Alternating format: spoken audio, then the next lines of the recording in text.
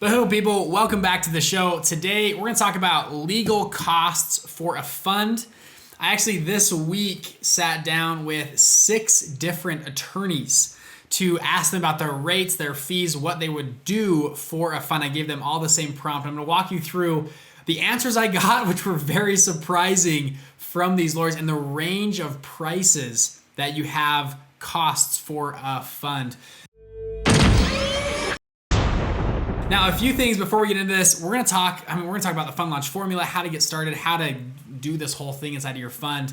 But what I gotta say as well, this is my editing guy tells me to say this. We set a goal of getting 50,000 YouTube subscribers this year in 2021. Don't ask me why we picked 50,000. It was a good number. I don't know. Bitcoin is gonna be there soon, hopefully. So that's what we picked. We are pretty small right now. We're at like 5,000 subscribers. So our YouTube channel, we want to grow. So if you're on the podcast or somewhere else, come over. If you can subscribe, it's a great way to, I guess, say thank you to us. That's what my YouTube guy tells me to say. So here I am saying it. YouTube guy, Andy, this is for you. I've said it. All right, now that's my little pitch here. Go subscribe. It's free to you. It helps us out. It helps us hit that goal, 50,000 on Bitcoin too, baby. It's going to be amazing when it hits that day. All right, so back to the whiteboard here, okay? Legal costs for a fund. If you guys remember back, the fund launch formula. Again, the fund launch formula, we teach this is the best way to go out and launch your fund. This does not matter if you're doing a hedge fund, a private equity, a venture fund, a debt fund, a little pool, whatever it is. This is a great way, a syndication deal is a great way for you to go out. So step 1 of the fund launch formula is find an incredible deal. 2 is frame that deal out. Put it together, get your pitch deck together, all that kind of stuff. And then 3, go and pitch investors. Start getting soft commitments from those investors, getting people lined up. Again, you don't have your legal docs done, and that leads you, if you do that enough times in the right way, you'll iterate through those 3 steps, 1, 2, and 3. Eventually, it'll lead you to go to step number 4, which is getting your legal docs done. Again, we have other videos. We go way more in depth on the fund launch formula, how to launch a fund, how to find those investors, how to pitch them. That's what we talk about in the show. But this episode, back to the keep me on topic, like squirrel, I get off topic here, is back to legal costs, right? How much is it going to cost for your fund? So let's talk today about step number 4, legal docs. All right, so as you guys know, I am actually launching a new fund, a real estate fund right now. It's going to be a 506c fund. We've got about $15 million soft committed for this fund. And hopefully in a few weeks, I can tell all you guys about it. It's a 506c, so I can publicly advertise. We are not filed yet, so I can't be talking about it, everything yet, but we are going to do that. So this week, I was shopping around lawyers. We've done the 3 steps, the first 3 steps. Now I'm shopping lawyers, and I gave them the same prompt. I said, hey, I'm looking to do a Reg D 506C 3C5 real estate fund. We're looking to raise $50 million as our target. This is our first fund in this space. I've launched other funds in debt funds. I've not ever launched a real estate fund before. So this is our first offering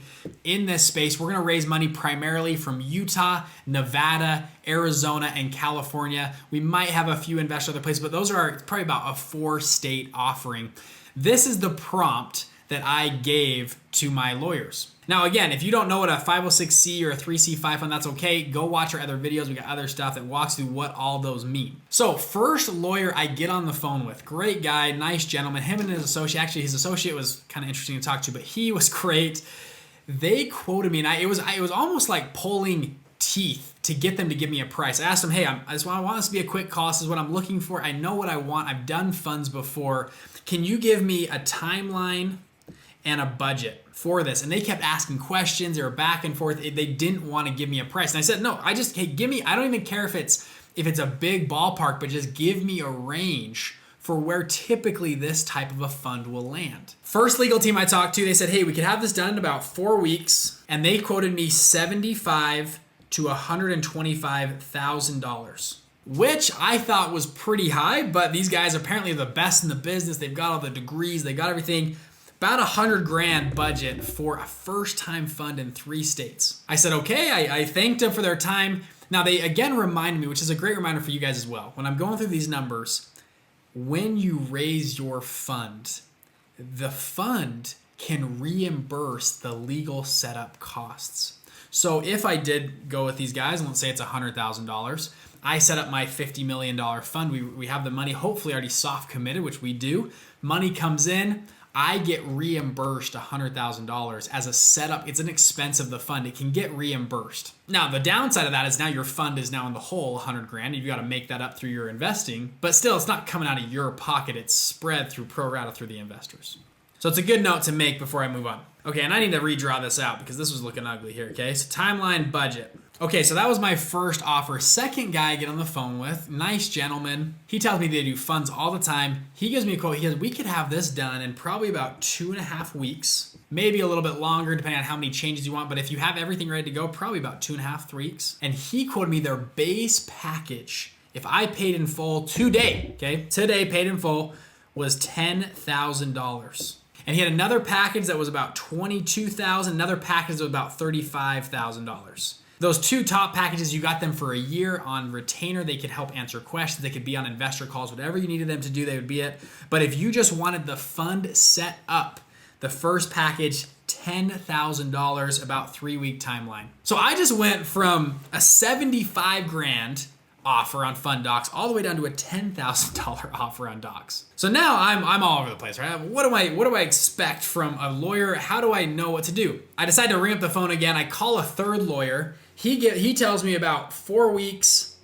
and they would come in about $55,000, somewhere in the middle. So now I've got a 75 grand offer, I've got a 10 grand offer, and I've got a $55,000 offer. So I'm in this predicament. I don't know what to do. I finally decide to call my dad. So my dad, if you guys don't know, a co-founder of a $10 billion fund, has done very well in the fund space. They've raised and deployed billions of dollars. He has an incredible story. If you guys haven't heard this, amazing rags to riches story my dad does, that he's gone and launched these funds and with his partners and team, and they've done an incredible job with everything they've done. And that's actually how I learned how to launch funds. I didn't know he was rich growing up. My dad, again, has never invested in any of my funds. Still hasn't. Actually, I keep pitching him too. I pitched him last month again on another offering, and he said no. And so, anyways, that's just how it goes. Tough love, right? Gotta go. I gotta figure it out for myself. So I call up him, the wise old sage. What would you do? I ask him, okay, I got a 75 grand offer, I got a 10 grand offer, and I got a 55 grand offer. And he said, well, he kind of laughs. He goes, I would keep looking. He goes, you don't need a $75,000, $100,000 fund, Docs, for your first fund. He goes, yes, when you get bigger and you're getting international investors and you have a huge multi-international fund, it's yes, spend a couple $100,000 on Fund Docs. He said as well, if you're going to raise money from institutional investors, okay, institutional investors are going to want to see really nice Fund Docs. They're going to want to see that you've thought things through. They're also going to probably want side letters or side deals that you're going to have to negotiate, and those lawyers are going to kind of have to draft them for you. But he says, my first fund, no, this fund, we're not getting institutional investors. We need something simple. He goes, so I would scratch out that first option. Now, the second option here, $10,000. And he goes, well, I don't know the firm. I've never worked with them. They could be good. They could be a good firm and actually might be the perfect fit for what you're doing, especially if it's a first-time fund in your space. You're grabbing money mainly from high net worth individuals, maybe a family office if you're lucky. They are not going to dig into these documents as much. Because the other side of the coin is, if you have too cheap of documents, in a year or two from now, you might have to hire one of these expensive firms to come and fix your documents anyways. So he goes, well, I would vet that group out. Maybe 10 grand is actually a great deal. Maybe it would be just perfect for you. So he goes, I'll put that on hold. It might be a good deal. And then he came back and he said, well, 55 grand, 60 grand, that still seems high for what you're doing. Now, if you were setting up a hedge fund, and it was going to be a hedge fund that was going to run for, the next 20 years, and you're going to have that one fund, you know what? 50, 60 grand might sound like a good deal. You want to set it up the right way at the beginning. You don't want to change your docs in the future. However, for our case, we're setting up a real estate fund. And this is the same for real estate, a venture fund, or private equity fund, where you're going to have multiple close-ended funds. We're going to have a fund this fund is going to be about a 5 to 7 year fund. We're going to have that fund, and we're hoping 18 months from now, we're going to launch another fund. And then another 18 months, we're going to launch a third fund. So he goes, yeah, maybe on fund 2 or fund 3, you can go and start getting more sophisticated documents because you're going to be attracting higher investors. But he goes, I still think that would be too much. So fourth and finally, he finally gives me a contact to a great gentleman. I call this guy up. I want you to talk to him and see what you think. I call him up and he was kind of right in the middle. He gave me a quote for about $25,000 and same kind of timeline, about 4-week timeline, give or take. And this gentleman had great experience in securities. He's also done 506c funds before and 3c5 funds before, so he knows what we've done before. And he's had experience in these types of funds, this niche. And something interesting that he brought up as well, which I have used on previous attorneys, is he asked if I already had templates. He said, hey, if you already have templates that you're working out of, that will save me a lot of time. And if you guys remember, on a lot of my videos, I talk about if you can have legal templates ready to go, and you've gone through and you understand those templates, you've gone through and edited them yourself, you put on your lawyer hat, and then take it to a lawyer. And you say, hey, Mr. Lawyer, Mrs. Lawyer, can you just cross a T and dot an I for me and just look through this?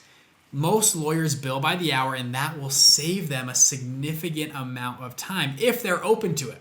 This last lawyer I talked to, 25 grand, he said, well, if you have templates, I mean, I could do it even for less. I could do it maybe 15 or 18 grand. We'll just see what the hours come out at. But the templated documents helped him a lot. Now, a lot of you guys that listen to this are in our mastermind group. You guys know we actually give you good templated documents for all different types of funds. So I was like, bingo, baby, I've got documents. I'll download them. I'll pull them off the course, our mastermind program, and then I can use them, edit them, and bring those templates to him. Now, I haven't made a final decision on what I'm gonna do right now. I'm actually gonna call a few more attorneys to get pricing and timelines from them. But I hope this actually helps you a little bit to see the range of types of attorneys. You can go all the way from 10 grand or less all the way up to $125,000 for a first time fund. The last thing I want to add is this, and one of these actually lawyers told me this. He says, Bridger, the one thing you don't want to have happen with your fund docs, you don't want an investor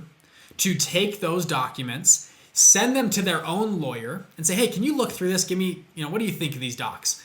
Lawyers love to shoot other lawyers down, right? It's kind of a pride thing for them. You don't want them to grab your documents, that lawyer to look through them and say, hey, these are crap. These are not thought through and you should not invest with them. You do not want to lose an investor because your documents were not done or drawn up the right way. Additionally, a year or two down the road, you might have problems from if the documents were too cheap or weren't done the right way, you might have to adjust those documents. That's what a lot of these high-end lawyers were telling me. Say, hey, you're gonna have to pay us eventually to fix some of these low-cost documents. However, the rebuttal to that is, I'm probably gonna change my docs anyway in a year.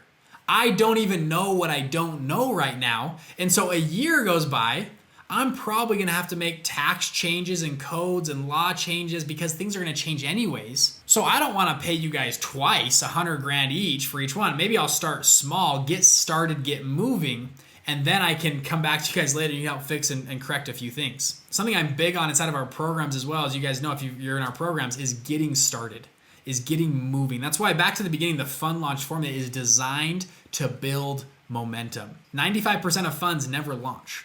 They just stay in idea mode and no one ever puts the pen to paper to get things moving, to get started, to get money raised. My goal is to help push people to actually start moving and make things happen. In your case, if that means going after a $10,000 lawyer just to get things started and moving, and yeah, you have to fix it in the future, but that's okay because you're at least moving. You're at least started. I always prefer movement over no movement, and momentum builds on momentum, and you'll figure out as you go a year or two from now. Maybe you do need to go find these big lawyers, and maybe you don't. Maybe what was done was adequate and was great, and you actually got your fund launched and started, and now you're in the race, but you can figure it out then. All right, so hopefully this helps give you an idea of legal costs for funds. Again, if you guys want to go subscribe at our YouTube channel, that would help us a lot. We want to hit 50,000 subscribers here pretty soon. So go hit that subscribe button. We also have other videos on there. If you guys don't know the other stuff I'm talking about in here, we have plenty of videos that help walk you through that as well. Thank you guys so much, and I will see you on the next episode. Bye.